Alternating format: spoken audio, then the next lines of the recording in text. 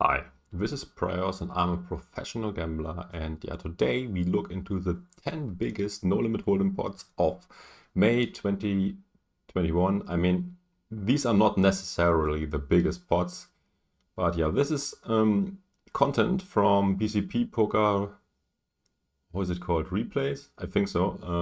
Shout out to him. In my YouTube video I will also link his video, and thanks for the content, and I will comment on these big hands.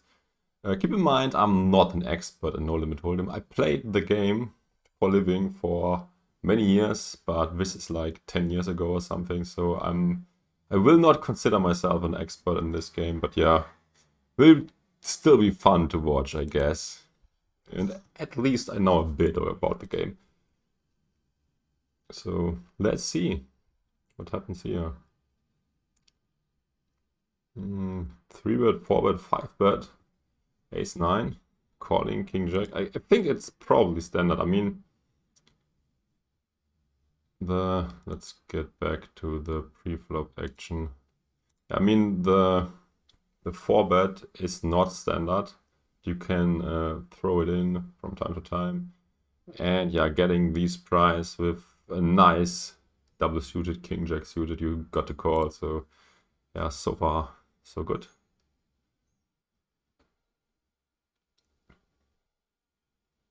Okay, the king jack now has a gut shot and a backdoor flush draw, and the ace made the top pair.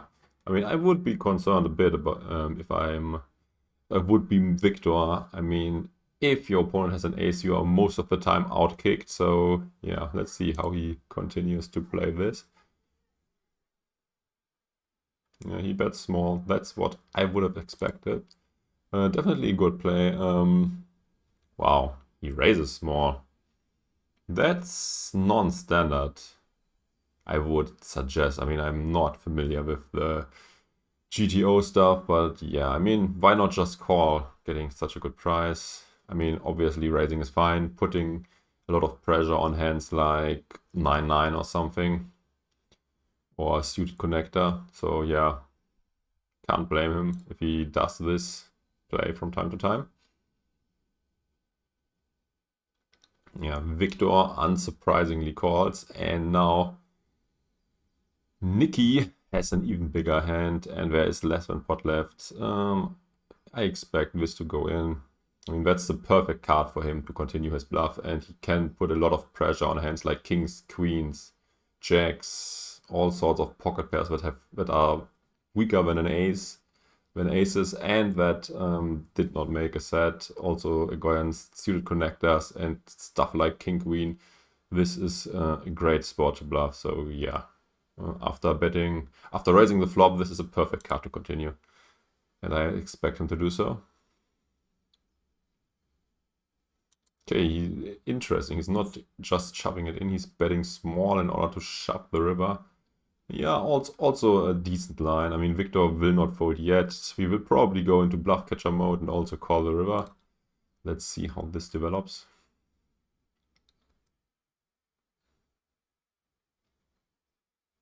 Oh, that's surprising. It's not shoving river. Ugh. I guess he is thinking that after betting the turn, even giving his opponent good odds, he probably thinks that he's already get rid of all the pocket pairs, and that Wiktor's range consists hugely out of hands that can call like the one he has. So I mean, tricky. This is probably a bit unbalanced. I mean, what hands is he bluffing with on the river? If not this one. I mean, this is like the bottom of his range. I would have liked to see a shove. But this obviously would not have worked. And Wiktor also not putting in a value bet. He is in a way ahead or way behind situation, and that's why he checks back and wins a $62,000 pot. Yeah, standard open, standard call with the 5s. Okay, this is probably just a standard cooler. Top pair, top kicker against set. I think the money probably goes in there through the street. Oh, the overbetting the turn, interesting. I guess he probably shoves river now. Not being scared of a straight. I mean, this is no limit hold'em. It's very hard to make a straight. So yeah, standard from both guys.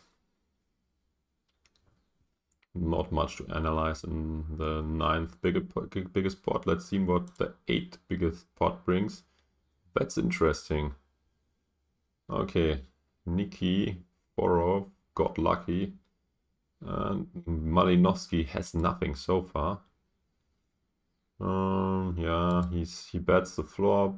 He has some backdoors. Yeah. Can't blame him.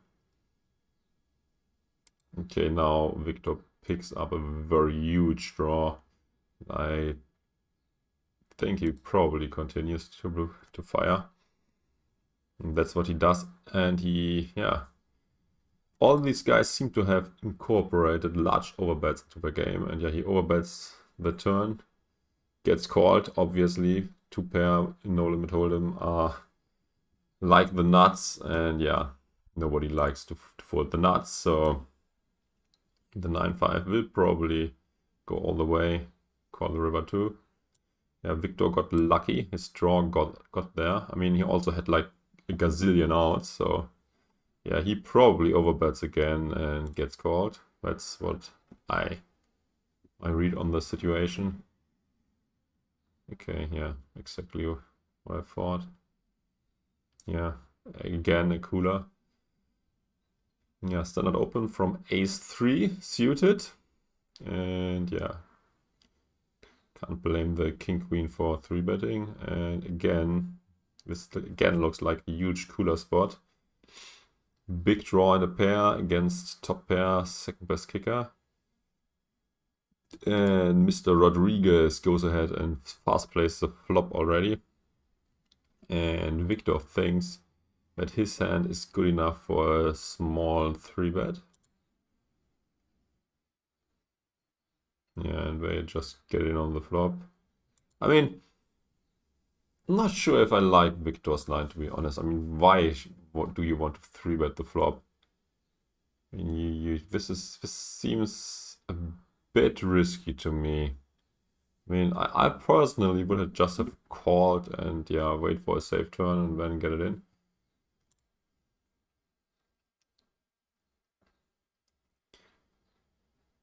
Yeah.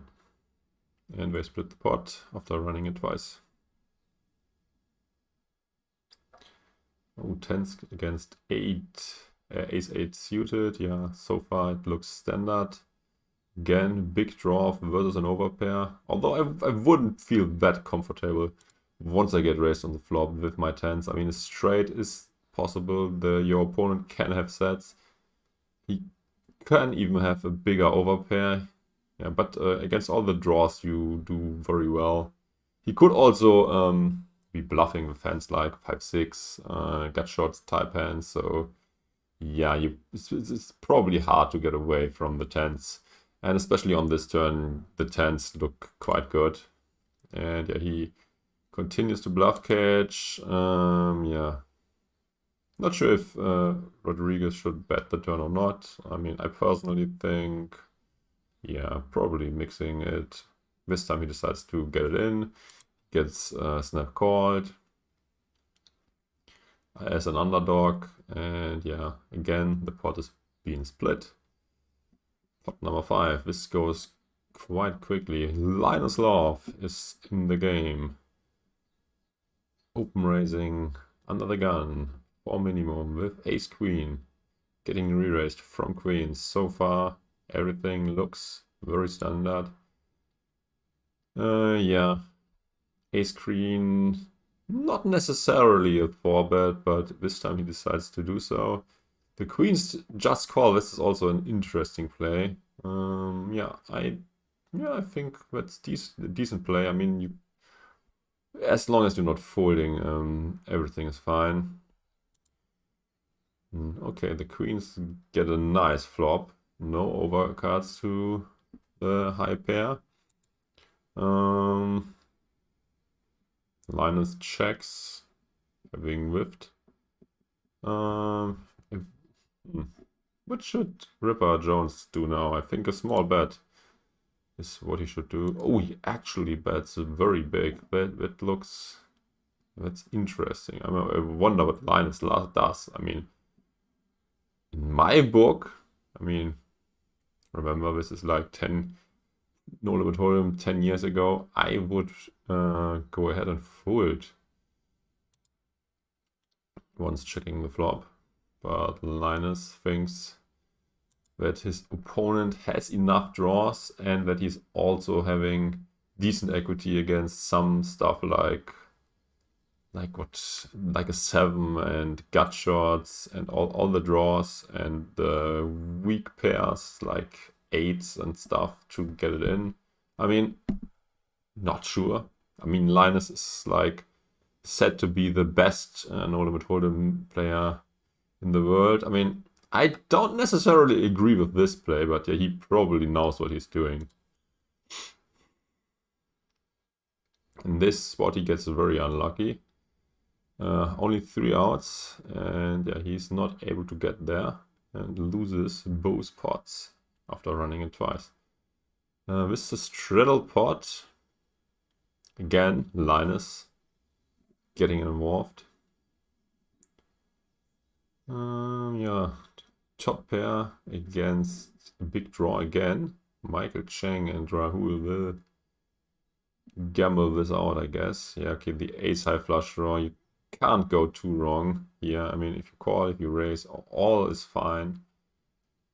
Just don't be predictable and and be balanced nicely. And yeah, I guess these guys probably are. I mean, this time he decides to raise. And yeah, in Rahul's shoes, I would be scared. I mean, I don't see that many merits for getting it in right away. I probably would just call. I mean, against all the draws, he's like flipping or something. And against the mate's hands, he's crushed. So, yeah. My personal play would be to just call the flop raise. But yeah, he gets it in right away. He's a small favorite. And we again run it twice. And yeah, Rahul wins one and Michael Zhang wins one. It looks like all these pots are being split. Yeah. They're also not that huge yet. Yeah, this has the potential to become a 200k pot. The 8s versus Jack 10. This is also like quite a hard spot. I mean, what do you do with your 8s? Are you 4-betting or just calling? I mean, anyways, it's not easy to play a medium pocket pair like this. He just calls. Ace high flop is not what he wants to see. I mean, a lot of pre-betting candidates might have an ace. In this case, he's still ahead, but yeah, I wouldn't feel too comfortable with my 8s. I guess a small continuation bet on a board like this is sort of standard. Yeah, the 8s now at least have to call once. And that's what I do. Jack 10. Yeah, now it's going for the pot control 9. I guess the 8s will too. I mean, not really much to protect against. So yeah, it's check, check. Ooh. That's a nice little card for like Conan. Yeah, he will probably value bet and get called from Wouter Beumers, who seem to be in bluff catching mode.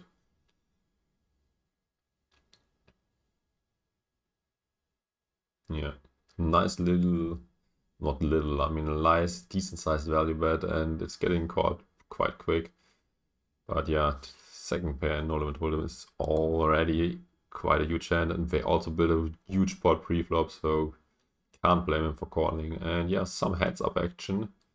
LLinusLLove aka LLinusLLove against Nikiforov, who seems to be a regular in this game. Not sure who is behind this.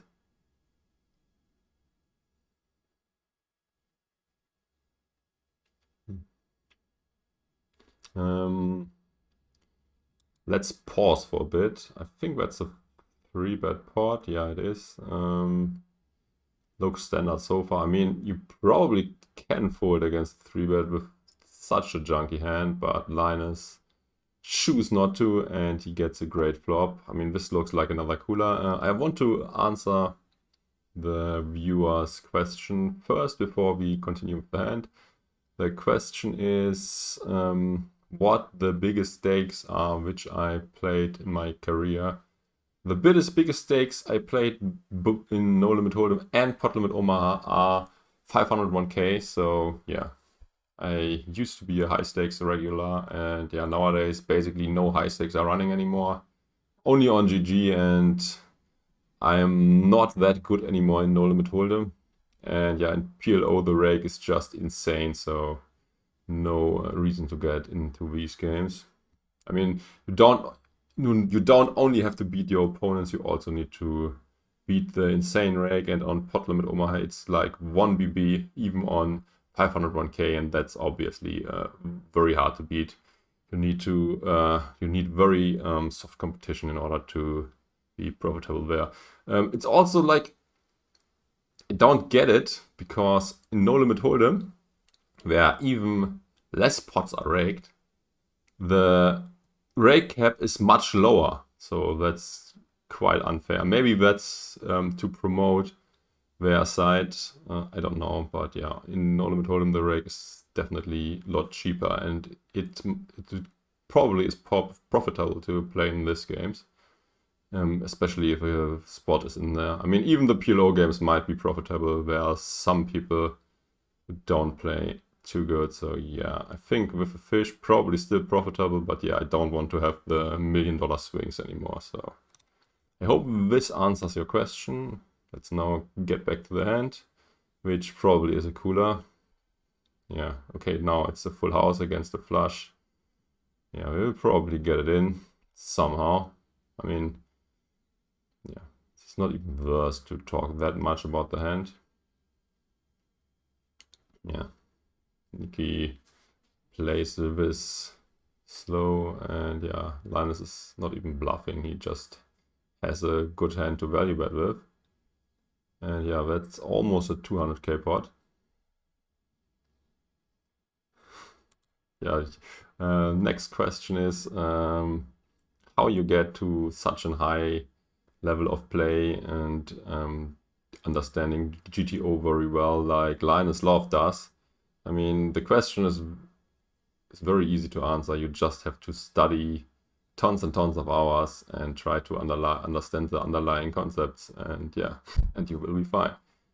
Good afternoon. Let's continue with the last hand. Unfortunately, this will be a very short stream, because I also got to go very soon, but I thought that this format might be fun, and yeah, want to see how this will do when I later also upload it on YouTube. So let's continue with the last hand and the biggest pot. Ace King versus King 3. Okay, Ace King. Oh, that's very tricky. I mean, I would always open raise, especially against the spot on the table. I mean, I'm pretty sure Rahul is the spot. Saw a lot of PLO hands with him where he played, let's say, questionable. So he seems like more a gambler or a rich Indian guy or something. Okay, now Ace King is coming in for the limp raise. Yeah, once I limp, I definitely like his line. And King 3 probably is seeing a flop. Okay, now both guys have top pair, and a lot of money went in there already. So with a pot to stack ratio of about 2, I expect the money to go in. Small continuation bet by Mr. Tricky Trappy Limp Race, getting called. And yeah, he's baiting him into the pot, giving him a good price on every street with his top pair, top kicker. I like it. Yeah, we'll definitely not fold. This, I hate this. Because if your opponent is bluffing, you want to give him some more rope. And you probably get the rest anyways. And if he's not bluffing, you are behind and have very little outs. So I personally would just call. Also to strengthen my calling range, but yeah.